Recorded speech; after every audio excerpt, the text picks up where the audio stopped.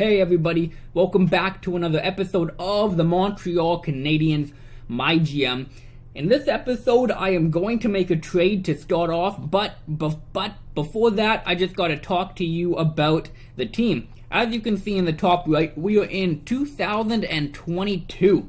I have one Stanley Cup to my name as a GM of the Montreal Canadiens. Now, after that cup, the team just went on a downhill spiral. We really all like the Boston Bruins, just a replica. We had a stacked team, defensively, goaltending-wise, stacked, defensive-minded players.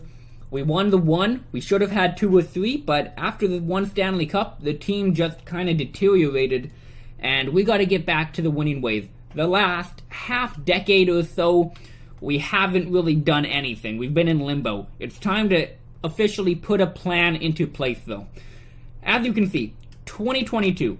Next year, we have to sign Radulov, Strawman, Slavin, Gallagher, and Tanev. Not a big deal considering we are going to have $36 million in cap space, right? The year after that, we are going to have to sign Eakin, Brodin, Burmistrov, Lemaire, Granato, McGillis. That's going to be a huge year. Brodin and Eakin are going to take up a lot of money. Burmistrov, if we keep him, which I'll get to in a minute. Lemaire, Granato, McGillis. All top 6 in elite potential. If they grow, which I'm hoping they do, that will be a huge payday. And then, not to mention that, the year after that, we have to sign Galchenyuk and Gaudreau. So 24, 25, and 25, 26, we are going to be in a knot for money. It's going to be tough financially. So I'd say by 25, 26 is the deadline, absolute deadline. If we don't get it by then, the Stanley Cup, I've failed as my job. The prime year I want to go for is 24, 25 because in that year, we still got Gaudreau and Galchenyuk on great contracts, nice and cheap for a 90 overall, $6.5 million and $8 million for 90 overall. I'll take that any day of the week. Great contracts. And that also means we're going to have wiggle room in free agency. We can sign depth, we can sign a goaltender if we need it, right? The year after that is where it gets tricky because we got to sign the big boys, and from there on out, it just gets more tricky. So I'd say by 2022, my bad, is the absolute deadline. Now, we need to make a trade. The team isn't ready to take that Stanley Cup just yet. We have to wait for Strome and Lemaire and Granato to grow. Hopefully they reach their potential. I really hope they do. But two guys I'd like to go after. One guy I'm not going to go after right now. He's on Edmonton. Milan Lucic. He would be an awesome complement to the team. Every stat is good. Physicality, skating, defensive, shot, puck skills, poise is at 90. Every single stat is great.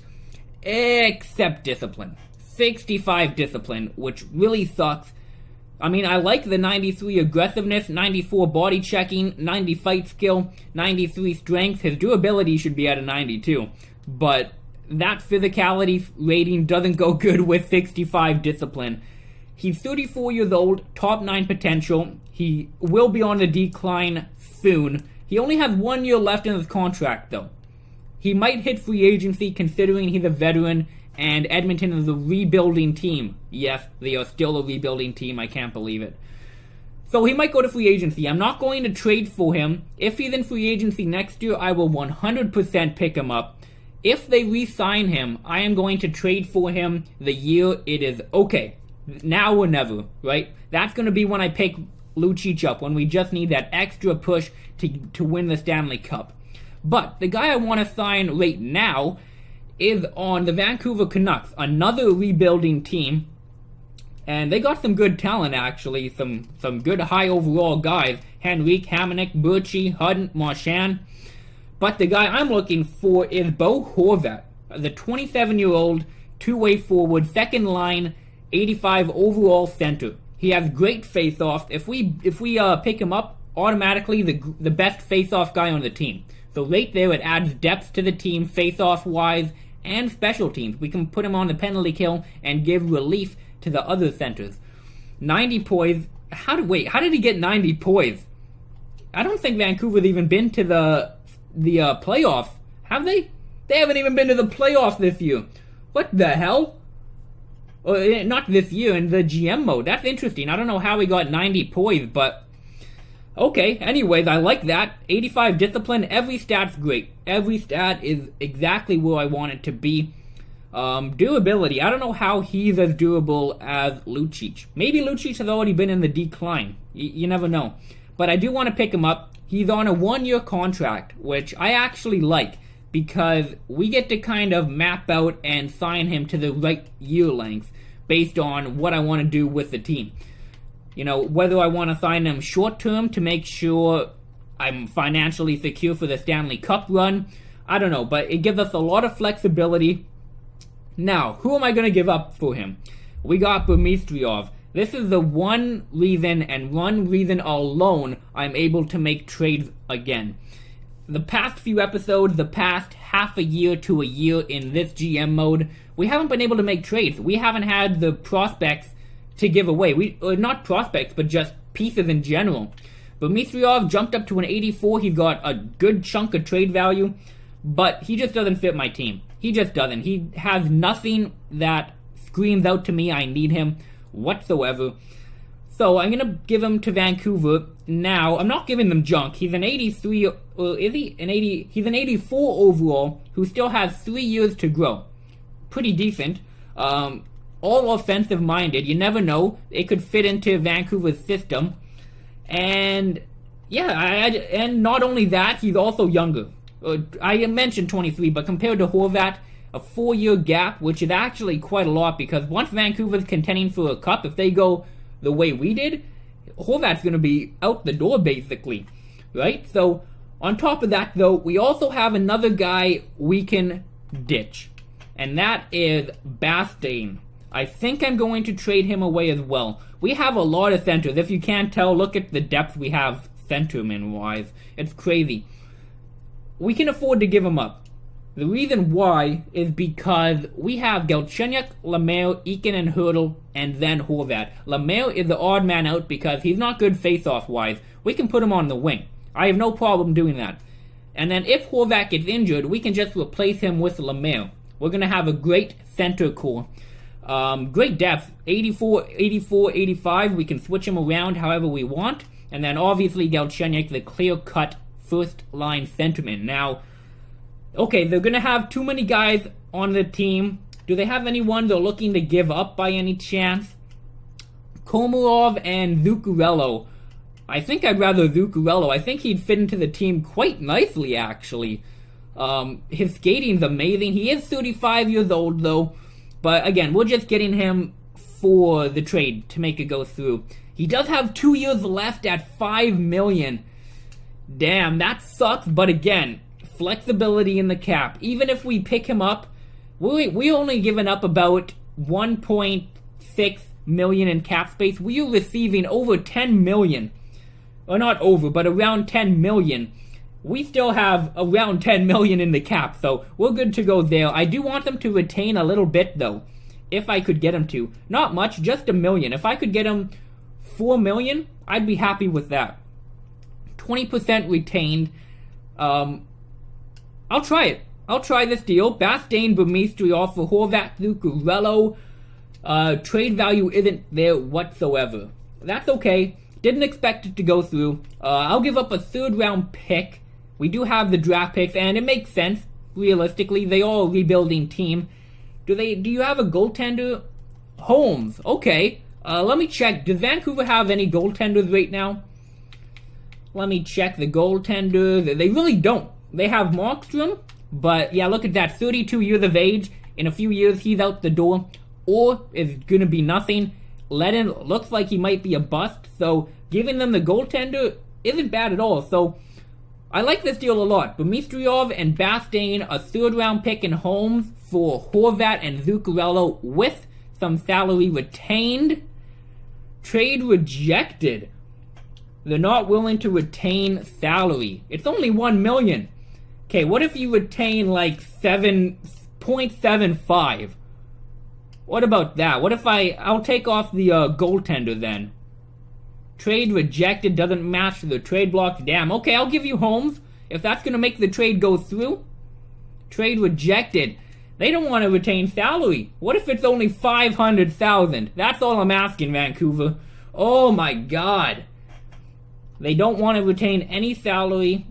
It's really hard to get a team to retain salary in this game. I don't think you can, to be honest. But, so this is clearly going to go through. Clearly going to go through. Give me like a 4th and a 5th round pick. Just so I can get a little bit of my money back. And plus they want to give it up. It will help it go through. Let me see if I can get a 4th, 5th, and a 6th. Try it out. Hopefully they can go through. Make the trade. Oh shit, no, I don't want to exit. No. There we go. Proposed trade. Trade accepted. Perfect. What a deal.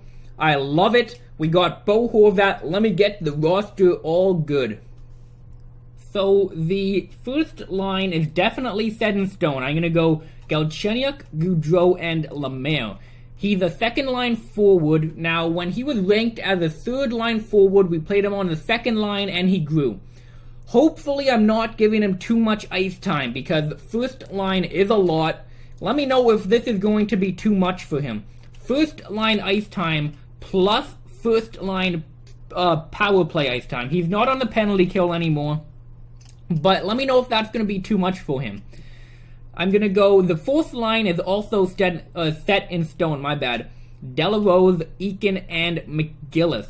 Now, the second and third is really interchangeable. I think I'm going to go Horvat, Gallagher, Zuccarello, Radulov, Hurdle, Strome. I think is what I'm going to go for. What if we get Lucic? Could you imagine what a filthy line that would be? Lucic, Horvat, Gallagher. What a great two-way fucking line that would be. Holy shit. But I think I'm gonna do this. I may as well put Horvat on the second line. Yeah, I think I'm gonna do that. I want to put Hurdle on the second line because he's a sniper and he's a little bit more offensively minded. So I think that's what I want to do, but Horvat is a higher overall, Gallagher is a higher overall than Strome, and Zuccarello is a higher overall than Radulov, so I guess it makes sense to do that. Radulov is going to be playing with Hurdle and Strome, two great offensive-minded guys. He's going to rack up the points again, I feel like. That's the team right there. Defensively, pretty straightforward. Granato, Stroman, Slavin, Beaulieu, Brodin, Tanev. This is special teams. There is the power play. I got Radulov on the point. 4-man. Right there. We got penalty kill. I expect us to be top 5, top 10 in penalty kill.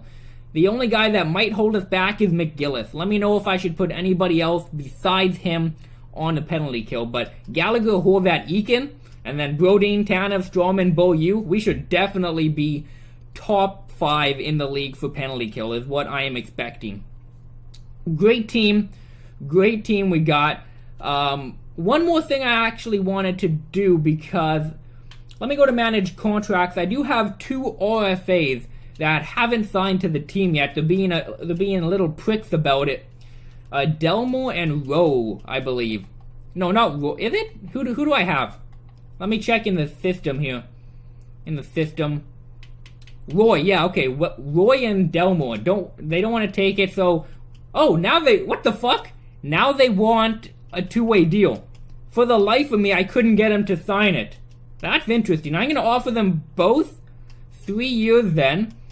Actually, no, Delmore just 2 years. That's weird. I guess because I'm dragging it out now, they just want to get signed and get the money. I suppose that's what's going on. That's going to be that. I think that's all for before the season starts. Let me simulate up to the date. I don't know what date we're on, actually. Let me go up to the Ottawa date. We got about a week to go. Okay, good. So they did accept it. Perfect. I'm going to get my AHL team good to go before the next episode, in between episodes. I don't want to take up your time doing that. Don't want to show it. It's boring. You guys want to see the NHL anyways. Let me go to concessions. How much money do we have? Please tell me we have a good amount of money. Please tell me. What do I have to upgrade? Executive suites? We only have $3 million. Are you kidding me? I don't know what to do about this shit. I don't know. If you have any tricks on making money, please let me know. I am officially out of ideas. Let me go to owner goals. What does he want? He wants us to make the first round of the playoffs. Wow. We are on the same page. For once, me and the owner. I agree. We need to make the first round of the playoffs. Totally agree. Secondary, we need to sell out. Totally agree. We need to make money. And fan happiness, 99. It might get to 99 by the time we make the playoffs. That's for sure. Let me hold a team meeting here. We only have 82 chemistry. So actually, getting Horvat didn't kill the chemistry at all. That's one thing I was worried about. I forgot to mention. That's good. Demanding. Horvat likes demanding. Perfect. If he didn't, I was about to cry. So Stroman, Gallagher, and then Horvat, Brodin, and Goudreau are the leader and presence in the room. That's nice to see, I guess. I don't know what more to do. One thing I want to get chemistry up there. That's one reason I really want to get players and get the team down right now. Okay, I did the AHL team, but one more thing before I leave you guys. Let me just leave you with this. Is the forward core really going to look that different in 2 or 3 years when we win the Cup? Galchenyuk, Goudreau, Gallagher, Horvat, Lemaire, Hurdle, Strome, Eakin, McGillis are all going to be on the team 100%, right? Assuming Strome grows. Assuming he does. I really hope he does. Radulov, I'm going to keep him on the team as long as I can. Zuccarello, maybe. I might keep him, you never know. And then De La Rose, he's going to stay on the team, but I'm looking to replace him for a better fourth liner. Defensively, Brodin, Tanev, Slavin, Beaulieu, Granato is going to stay on the team. The only one that might change is Stroman. So I really think we need to work on chemistry. Let me know what you think I should do, because if I simulate days from the calendar, I can't do team meetings. It won't tell me which days I can do a meeting, which really sucks. The only way I can do a meeting is from here, going advanced day, advanced day, advanced day, advanced day, which is slow and frankly isn't that entertaining to watch. Do you mind watching it that way? How do you think I should handle team meeting and getting chemistry up there? Because if we give it 2 to 3 years of doing a team meeting every chance we can, we're going to get team chemistry up to at least a 90. So I leave you with that. What do you think we should do about chemistry?